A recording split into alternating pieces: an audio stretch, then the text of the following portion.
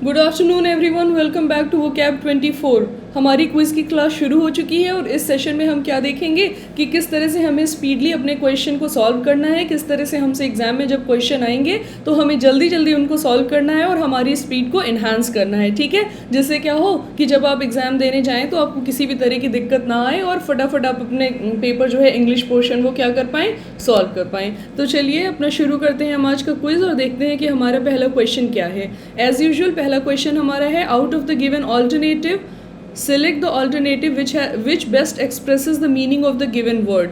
ठीक है, मैग्नानिमिटी क्या है, आपका वर्ड है मैग्नानिमिटी। ठीक है, अगर आज आपने अपना आर्टिकल पढ़ा होगा तो उसमें आपको पता चल जाएगा कि हमने ये वर्ड और वोकैब वाले सेशन में भी हमने ये वर्ड अपना क्या किया था, कवर किया था। तो चलिए इसके ऑप्शंस देखते हैं क्या है। इसका ऑप्शन है यूबिक्विशियस, सेंशुअस, लार्जेस्ट, गम्पशन और मीननेस। आपने क्या अपना एग्जाम्पल पॉइंट किया है, आंसर्स में पॉइंट किया है।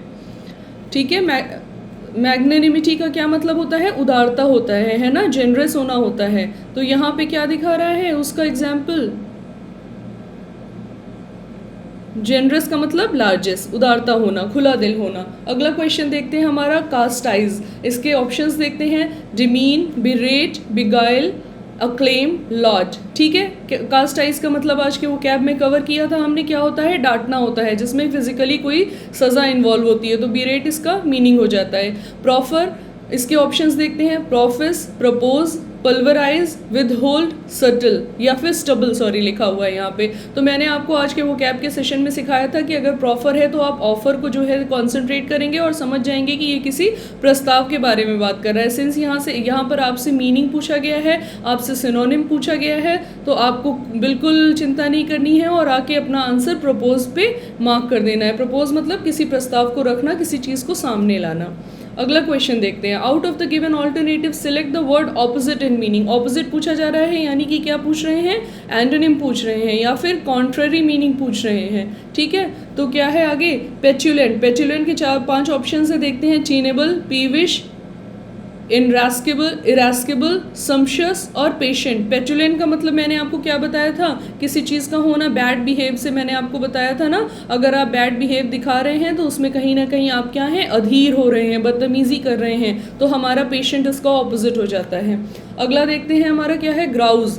ग्राउज के 5 ऑप्शंस देखते हैं, glisten, grisly, approval, revamp, vanquish. Grouse का मतलब मैंने आपको क्या बताया था, जिसका मतलब होता है कंप्लेन करना।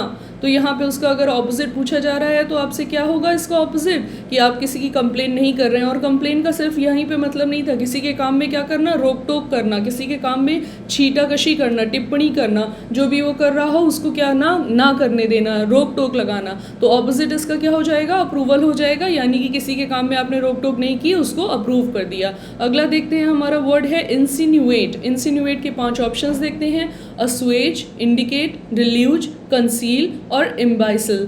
ठीक है, अब इंसिन्यूएट का मतलब मैंने आपको बताया था टू इंडिकेट होता है ना, इंडिकेट इसका मतलब आज के वो कैब के सेशन में हमने देखा था, इसको इंडिकेट अगर कर रहा है तो कोई हिंट दे रहा है, सामने ला रहा है किसी बात को, तो ऑपोजिट क्या हो जाएगा, कंसील हो जाएगा। अब इंडिकेट पे मत अटक जाइएगा, क्योंकि आपको ध्यान रखना है कि आपसे एंटोनिम पूछा जा रहा है, सिनोनिम्स नहीं। अगर सिनोनिम पूछे जाते तो शायद इंडिकेट हो जाता क्या आपका, सिनोनिम, बट यहाँ पे आपसे एंटोनिम पूछा जा रहा है, इसलिए आपका ये आंसर गलत होगा, ये आंसर सही होगा। अगला क्वेश्चन देखते हैं, out of the given alternatives choose the word which can be substituted for the given words in sentence. One word substitution पूछा जा रहा है आपसे, वन वर्ड सब्सटीट्यूशन। एक वर्ड अगर पूछा जा रहा है तो वो वन वर्ड सब्सटीट्यूशन है। क्वेश्चन पढ़ते हैं, use flattery or coaxing in order to persuade someone to do something or give one something। है ना, किसी को क्या करना, फ्लैटर करना, उसको मक्खन लगाना, ये सब क्या कहला रहा है, फ्लैटरिंग और कोक्सिंग होता है। किस लिए, कि आपका कोई उससे बेनिफिट हो जाए। ऑप्शंस देखते हैं, विटल, वीडल, राइड, वल्पाइन, सपाइन। ऑप्शन है आपका सही वीडल। वीडल का मतलब होता है मक्खन लगाना, चापलूसी करना। लैकिंग गुड मैनर्स, रिफाइनमेंट और ग्रेस, इसका हमारा वर्ड है, हम देख लेते हैं पहले ऑप्शंस क्या हैं, विसाइड, अनकेम्प्ड, अनकाउथ, वर्डेंट, और वांट। ऑप्शन आपका सही है अनकाउथ। इसका मतलब होता है किसी के अगर क्या है मैनर्स नहीं है या फिर उसके बिहेवियर में ग्रेस नहीं है, रिफाइनमेंट नहीं है, एक गरिमा नहीं है उनके बिहेवियर में, तो उसको हम क्या बोलेंगे अनकाउथ, जिसकी एग्जैक्ट हिंदी होती है फूहड़, यानी कि उसको क्या है कोई मैनर्स या कोई एटिकेट नहीं है, एग्जैक्ट हिंदी होती है अनकाउथ की। आगे देखते हैं हमारा क्वेश्चन क्या है। हैविंग और showing a lack of thought और इंटेलिजेंस, है ना, क्या होना, विचारवान ना होना, क्या कहलाएगा, यूक्सोरियस, अक्सोरियस, वैकस, अर्साइन, मेलिफिलस और इंसिपिड, क्या कहलाएगा, आपका ऑप्शन है यहाँ पे वैक्यूअस कहलाएगा। अगला क्वेश्चन देखते हैं हमारा क्या है। In each question below 4 words printed in bold type are given, these are numbered A, B, C and D. One of these words printed in bold might either be wrongly spelt or inappropriate. Find out the word that is inappropriate or wrongly spelt, if any. The number of the word is your answer. If the words printed in bold are correctly spelt and appropriate in the context of the sentence, then mark E, that is all correct, as your answer.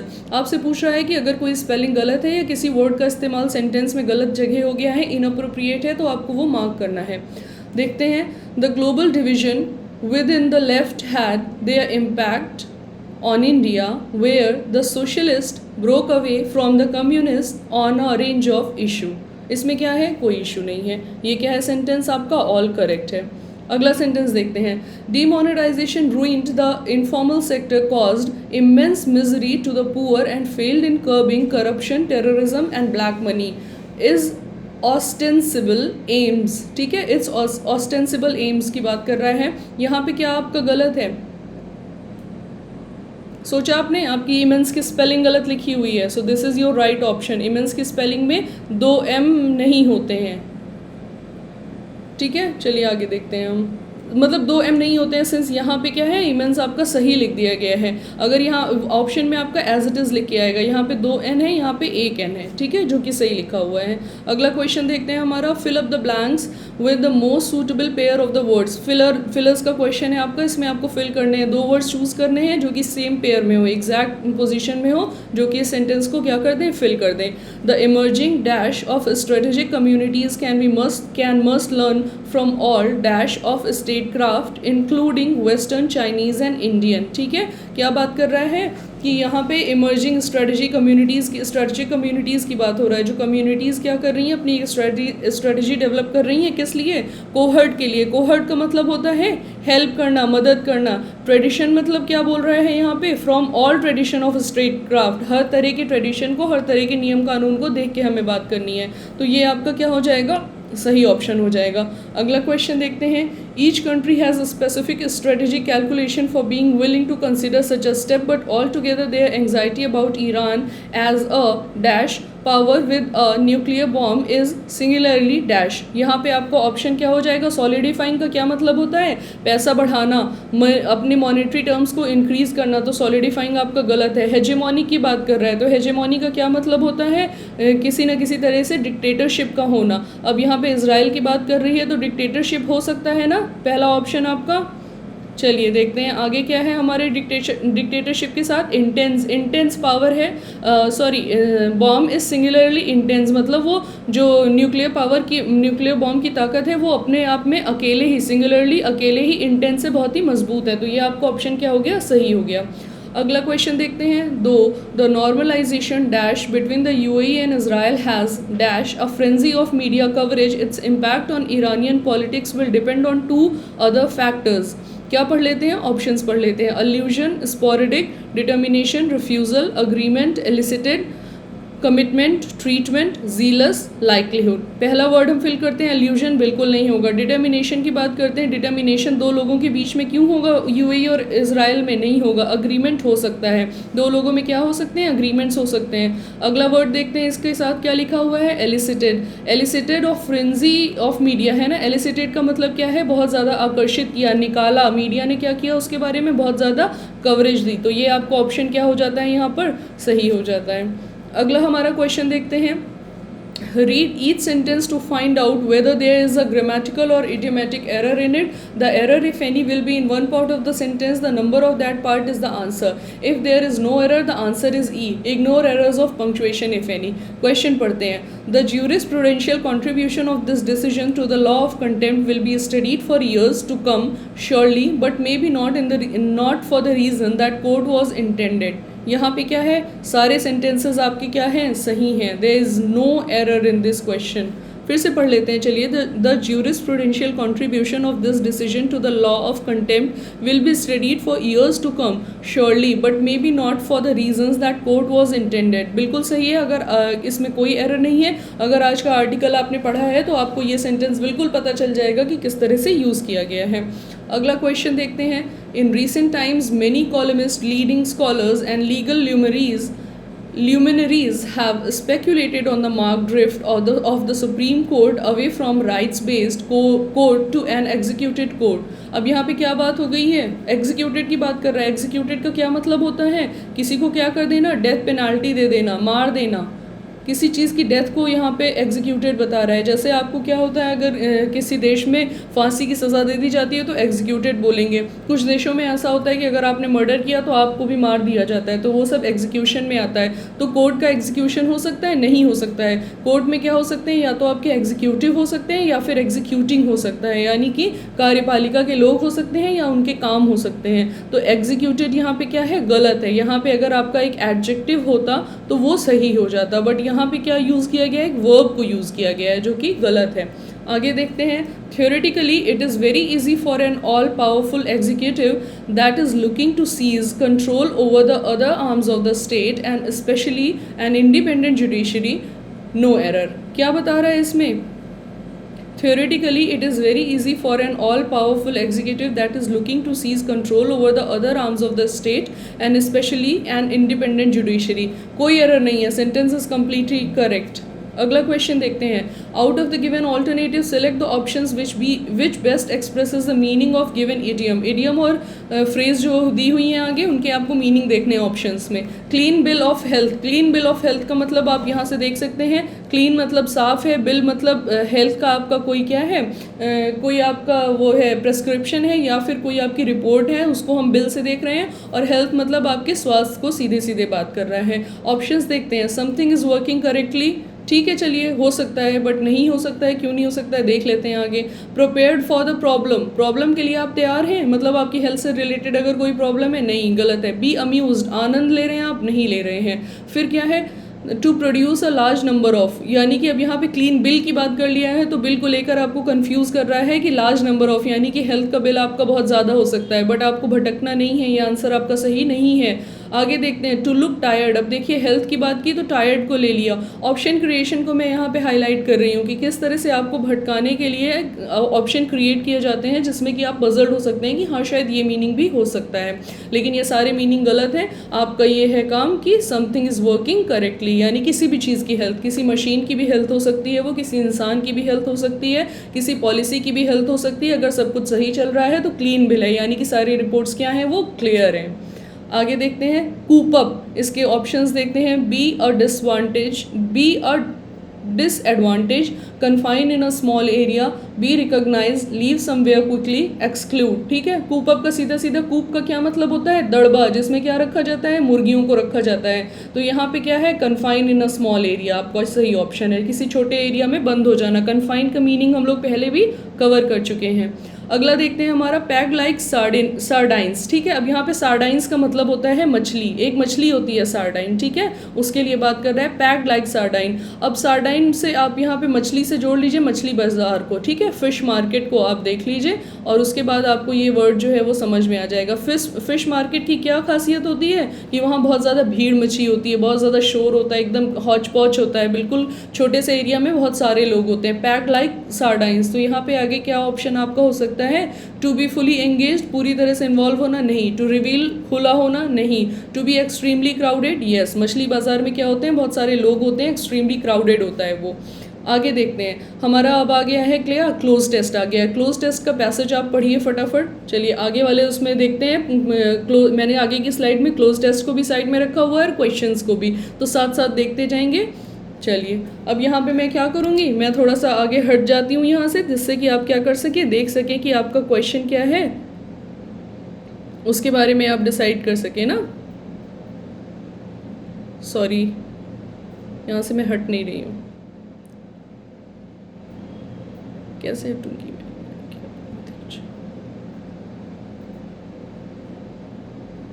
चलिए मैं side में आ जाती हूँ। अब आप फटाफट अपना question पढ़िए। आई होप कि आपने अब तक अपना पैसेज पढ़ लिया होगा।